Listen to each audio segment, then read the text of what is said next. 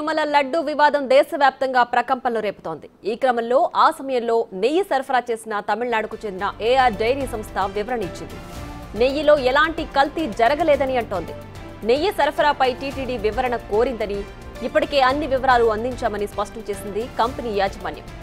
నెయ్యి నాణ్యతను నిరూపించడానికి సిద్ధంగా ఉన్నామని చెబుతోంది. టీటీడీకి ప్రస్తుతం తాము నెయ్యి సరఫరా చేయడం లేదని చెప్పారు కంపెనీ ప్రతినిధులు.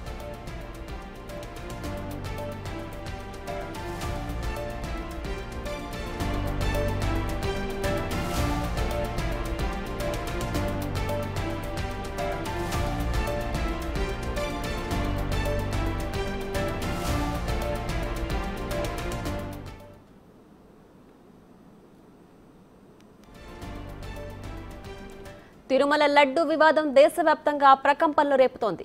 ఈ క్రమంలో ఆ సమయంలో నెయ్యి సరఫరా చేసిన తమిళనాడుకు చెందిన ఏఆర్ డైరీ సంస్థ వివరణ ఇచ్చింది. నెయ్యిలో ఎలాంటి కల్తీ జరగలేదని అంటోంది. నెయ్యి సరఫరాపై టీటీడీ వివరణ కోరిందని, ఇప్పటికే అన్ని వివరాలు అందించామని స్పష్టం చేసింది కంపెనీ యాజమాన్యం. నెయ్యి నాణ్యతను నిరూపించడానికి సిద్ధంగా ఉన్నామని చెబుతోంది. టీటీడీకి ప్రస్తుతం తాము నెయ్యి సరఫరా చేయడం లేదని చెప్పారు కంపెనీ ప్రతినిధులు.